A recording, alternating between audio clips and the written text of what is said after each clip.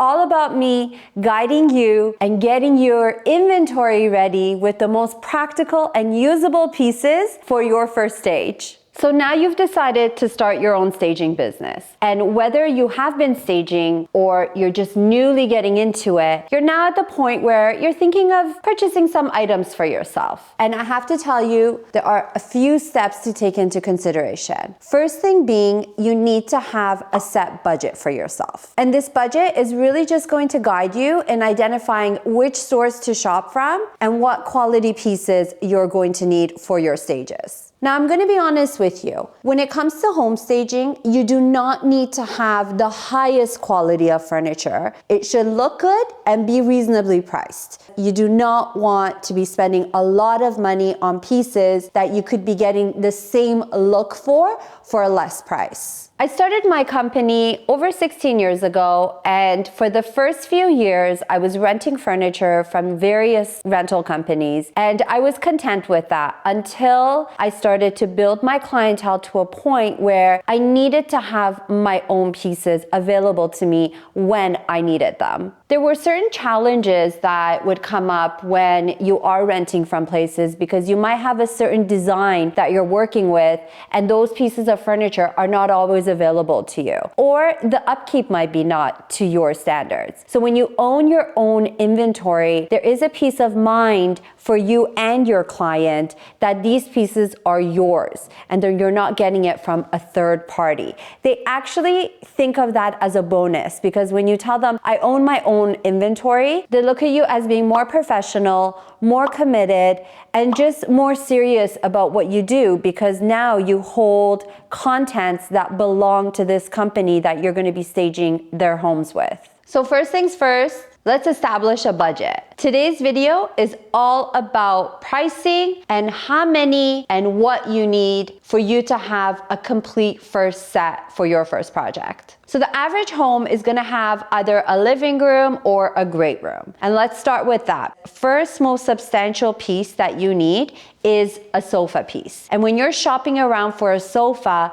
you want it to be, especially for your first few pieces, you want it to be something that's very versatile and that you can probably use it out of, say, 7 to 8 jobs out of 10 jobs. So it should be something that proportion-wise, it should be substantial enough that it would fit nicely into an average size home and also a smaller home, for example, a condominium or a smaller size house. Now, this sofa that I'm sitting on right now, this piece is a very generic piece. It's a neutral fabric, nothing too flashy, nothing too flamboyant because of a few reasons. This is one of those pieces that I can use in almost any space, and I love that about this sofa. It's very clean looking, very sleek. The color is neutral, which means it will go with many other pieces that I can put with it. The only detail that it has on it is a chrome base, which that is also neutral, and you can mix it up with your metals, with the gold and the wood finishes or even some black finishes. It's very neutral, very versatile, and the cost of something like this, you're looking between $800 to $1,000. So you're keeping up a good, healthy budget for the rest of your room. In a living room, you don't only have just the sofa in that room. You need a couple accent pieces like accent chairs. And when you're looking for accent chairs, I always find it's most practical and wise when you choose 2 of the same chairs. Now, whether you end up using it in your staging or not, both chairs is irrelevant. But there will come a time that you will need 2 chairs. You want to make sure that your inventory is fully stocked. So, starting off pieces, a sofa and 2 accent chairs, something like this is fantastic because the color is neutral, it's a gray, it goes with beige, it goes with grays, it goes with blacks, it goes with browns. So really, it's neutral enough that you can mix it up with different materials and different styles. It's very clean looking, it's not oversized, so size is one of those things that you should always watch out for because if it's too big and bulky, you might not be able to fit it in certain spaces, and if it's too small and miniature looking, then it might not be substantial enough for you to use in your larger homes. So choose something that's within 24 to 30 inches wide, the seat, and that will cover 8 to 10 of your houses that you're going to be staging.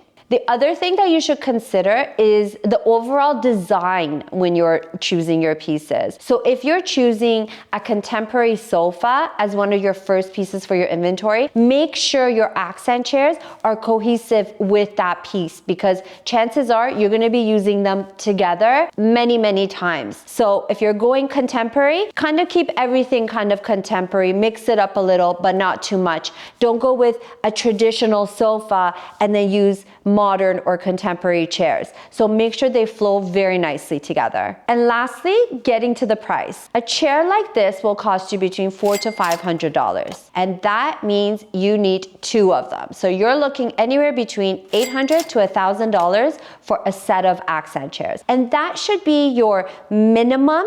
And I really wouldn't go too much over that, maybe by a couple $100 if you're absolutely in love with the chair and you need to have it in your inventory. It's perfectly fine.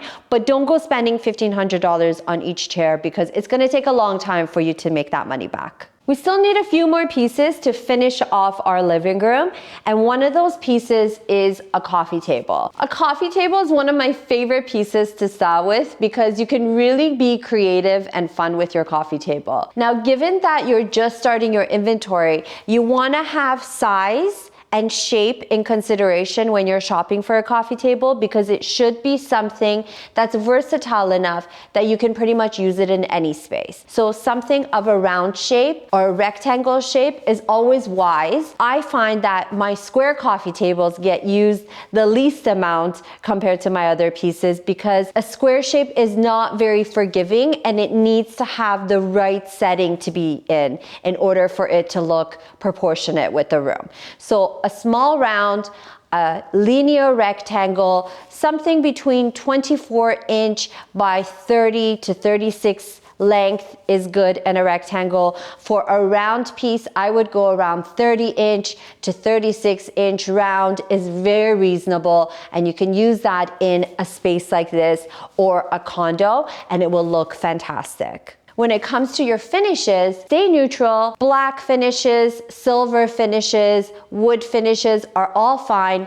Try to steer away from doing too much brass in the beginning, because a brass finish would probably not suit 9 out of 10 of your homes. So just in the beginning, stay away from brass. Do something neutral that will go with pretty much 8 out of 10 of the homes that you're staging. The price for a coffee table can really range. And I mean, I have found nice coffee tables that go anywhere from $500 to $600 all the way up to about $1,500, and even higher once you start getting into your more luxury homes and design clients. But to start off your inventory, stick between $500 to $1,000, and that's a safe, healthy budget for a coffee table, because you're getting something that most likely looks good and the quality is very reasonable if you stick within that price range. So to sum it up, until now we have a sofa, $1,000. Each accent chair, minimum $500. And then you have a coffee table from $500 to $1,000. So $2,500 to $3,500 is basically what you're looking at right now with your 4 pieces. And now the other main piece of your living room. And guys, I have seen a lot of stagers choose the wrong area rug size. And I have to tell you, you need to go a little bit higher with your budgeting, because the smaller you go, the cheaper they are, but the smaller you go, the more unproportionate it looks in your room. So my advice to you is to always look between a 7x9 or 8x10 area rug, and you're spending somewhere around $800 to $1,000 for something like that. But guys, it goes a long way, because when you have a room like this and you put a 5x7 area rug in here, it barely covers your sofa and your coffee table. And most likely you are going to get complaints from your clients that the rug is too small. So make sure your size of your rug is between 7x9 or 8x10 to begin with. And then from there, you can start going smaller in size for your bedrooms and office spaces. And the best way to know how to choose the right size rug is at your consultation, because when you're walking around each room, you are taking photos, obviously, and you're getting a feel for the space. So if the room is anywhere between, say, 12 feet by 12 to 15 feet, you definitely need to have an 8x10 in there because it will cover most of your furniture will be sitting just on it, if not all of it will be sitting on it. And the other thing to take in consideration is the tone of the rug. What color are you going to choose? And I would definitely stay away from dark colors, more the light colors you want to gravitate towards because those are the neutral ones that are going to open up your space. And now I'm going to give you a stager's tip. When you are choosing furniture, please keep your personal preferences out of it. Look at the trends and what's happening out there in the world and what people are loving these days. Don't go by your own personal taste because when you do that, one, you most likely are creating a very biased opinion, and two, it probably won't match most of your homes that you're going to be staging. Once you kind of separate yourself from the furniture you're selecting and keeping in mind that this is business and this piece needs to go in 9 out of 10 of the homes that I'm staging, then you're going to be right on track and go for the neutral pieces that are trending, that look good, that feel good, and the price is right. Now there are some more fun pieces to add to your space, and those are called your accent tables or end tables. End tables are, I would say, secondary to your coffee table. First thing you need to do is choose the design of your coffee table first, and then work with that piece in choosing your end tables because that kind of sets the tone and the precedent for your room. So if you're doing a black finish or a dark finish for your coffee table, consider doing certain pieces that will blend in well with that coffee table. So our coffee table here is a dark bronze color, and we matched it up with a dark distressed wood top with brass legs. And if I show you how this would look together, you can see clearly that my coffee table is a bronze finish and my end table is a brass finish, but it's an aged brass. So these two together are a very nice match. Even though my tops don't match, my finish of my metals blend in just right. So if you're doing something in a silver metal finish, consider having your end tables with silver metal and glass, or silver metal with a black or white marble top. And this way, they blend in nicely together with their metals, and their tops can be different, no problem. And guys, when it comes to end tables and you're choosing end tables, make sure you have 2 to 3 end tables for your first stock of inventory, because in most typical rooms, you would be using 2 of them at least, or you might have that house where you need a third piece. So grab 3. I don't like to do all matching. However, I will say do 2 of them of the same exact same finish, same look, and then your third piece in something different. Could be a different finish, it could be a different color, and this way you're creating more interest. Now the price of something like this, you're looking anywhere between $350 to $500 easily. End tables are not much cheaper than coffee tables. Contrary to what people think, they're small, they're end tables, you know, nobody notices them. No. That's not true, because these tables have the same amount of effort put into them, maybe less material, but a lot of work goes into them. So quality and the need for it, because these guys, you can either put table lamps on them, you can put accessories on them, you could put a nice flower arrangement on them, and they will complete your room really nicely. And what room is complete without accessories and decorative pillows? You seriously need to consider this in your budget, because your room is going to be incomplete and empty without them. Your accessories are pieces that will accent your space on your coffee table, on your end table, in your wall unit, on your nightstands, on your kitchen countertop. So make sure that you leave a healthy budget for them. Now, what I like to do is stay neutral with my accessories. So pieces like this, you have vases that are in white, that are in black, they could be in brass. But what you do is you try to match them up and group them up, because chances are you're going to be using them in a single space or in an open concept space where they kind of have to flow in nicely together. And in the room that we're standing in right now, you will notice that there's harmony between all of my accessories. I have some white pieces on the coffee table, but then I also have white pieces in my wall unit that I've used. And what I've done here is, because of the shelf sizes, I've gone from tall arrangements to shorter arrangements. And you will definitely need to do that. So stay very versatile with your accessories. Size-wise, shape, and color are all to be considered. Keep them cohesive. Don't go doing black, blue, red, and pink. Try to stay with black, white, metals, and woods, because these are the finishes that you will be using most often. Now, one of the tips that I have come across and I really want to share with you is on books. Guys, coffee table books, books for your wall unit, books for your end tables will always come in handy, and you will always need them.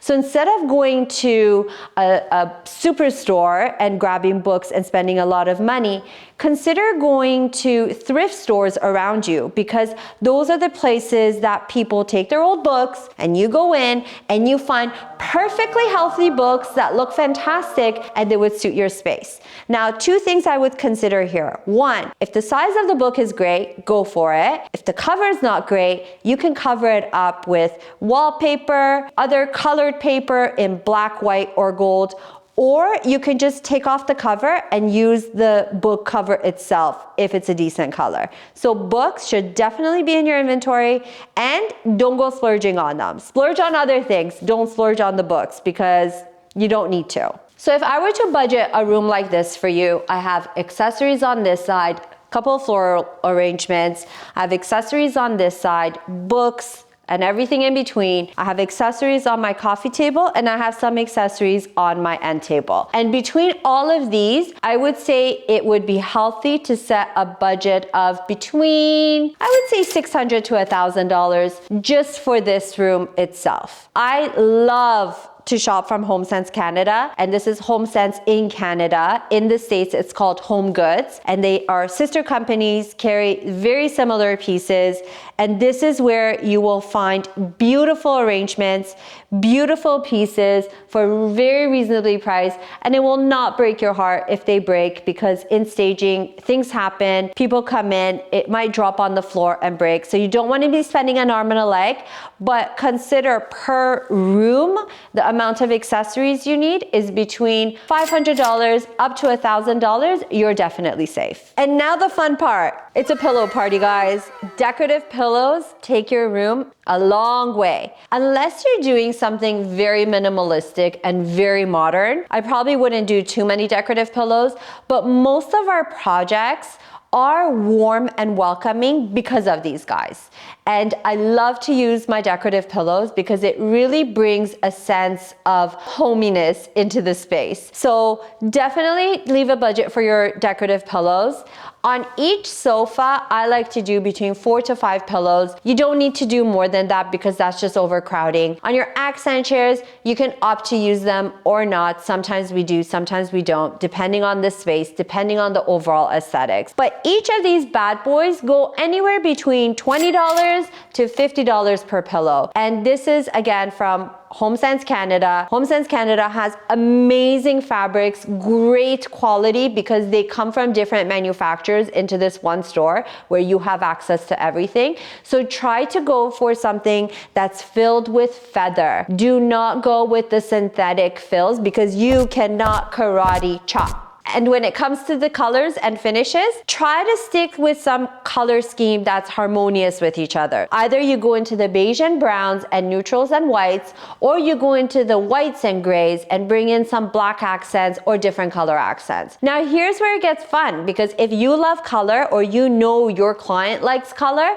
you can bring in colors with your decorative accessories. You don't need to do a green sofa in order to please your client. You can do a neutral color sofa, but then have a couple green accent pillows on there, or a throw for that say. Decorative pillows can range anywhere between $200 to $300 per room, depending on how many you choose, the size that you choose, the quality you choose, and where you choose to buy them from. This is where it gets a little bit tricky, guys. What you see behind me has got me into trouble many times. And I have to say this to you. When it comes to staging a house or designing a house, artwork is one of the main pieces. And I'm saying this, and whether it's my clients watching this, or an aspiring stager, or a stager that knows exactly what I'm talking about, I'm gonna have to tell you the story, because when you go into homes, you need to make it clear to your clients that you will be putting holes in their walls because you need artwork to complete your project. And if anybody tries to tell you otherwise,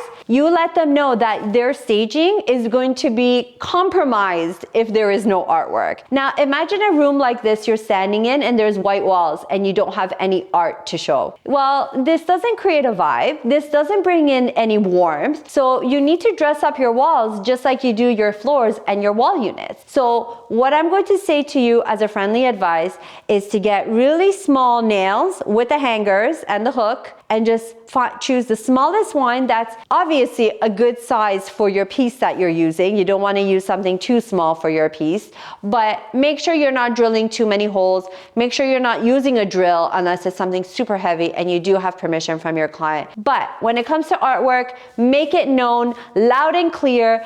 Every one of your projects do need art. Every one of your rooms do need art if you have the wall. And when it comes to choosing your art, go light and airy like these. These are canvas pieces. Now I do have stuff like this that are lightly framed, very fine, nothing too heavy and bulky, because one, you're putting a hole in the wall, and two, it needs to be light and airy so that if you want to put it up on a fireplace, it's safe and secure. It's not something too heavy that might create any kind of damage for you or your clients. And when it comes to budgeting for your art, you have to start with at least 8 to 10 pieces.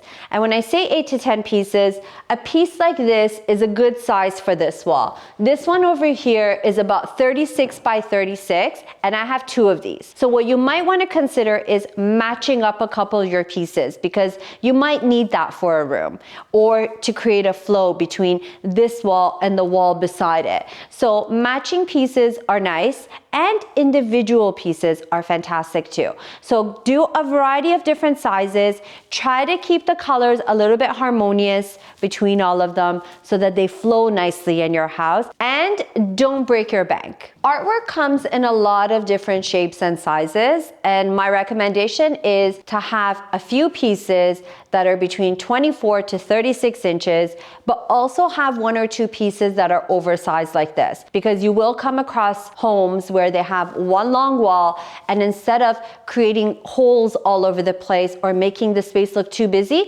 sometimes you just need one big piece. So a piece like this definitely goes a long way. And guys, I'm gonna say this again, these are great pieces to find from HomeSense or Home Goods because they look good, they look expensive, and they're a little bit tricky to the eye because they don't cost as much, but they look fantastic. So pieces like this will range anywhere between $300 all the way up to $1,500. Keep your budget a little bit lower. Don't go indulging and spending too much money on your art. Keep an eye out for the special pieces that look expensive. So when you see texture on your art, that makes it look expensive because it looks like it's one of a kind. It's actually not. It's a print where they've gone over it with a little bit of texturing with the paint, but it looks fantastic, and it's also framed. Framed art also goes a long way because it adds that extra touch of luxury to your space. And for those of you who like to DIY, consider creating something like this with your own harmonious colors. It's a lot of fun and will save you a lot of money. So we've broken down the living room for you into the essential pieces you need for your first stage. You need a sofa, 2 accent chairs, a coffee table, 2 to 3 end tables, an area rug, decorative pillows, accessories, and artwork. And if I range it all up for you, you're looking somewhere between $4,000 to $7,000 to complete this one room. And for those of you who want to know more about the other spaces like your dining room, your kitchen, your breakfast area, your bedroom, please go on to our premium website and sign up there, because we have a full video with all of the breakdown and teardowns of what you need in your inventory to start your own staging staging business. And guys, right now we have a phenomenal promotion going on. Grab your discount code from below, put it into the website because we want you to have this content. We want to make it as affordable as possible. You get 25% off, and bonus, you can cancel anytime you want. But I don't recommend you do because we have a lot of tips and tricks coming your way. And guys, like always, make sure you subscribe to our channel, like the video, and leave me a comment below. You know I love reading my comments. See you guys later.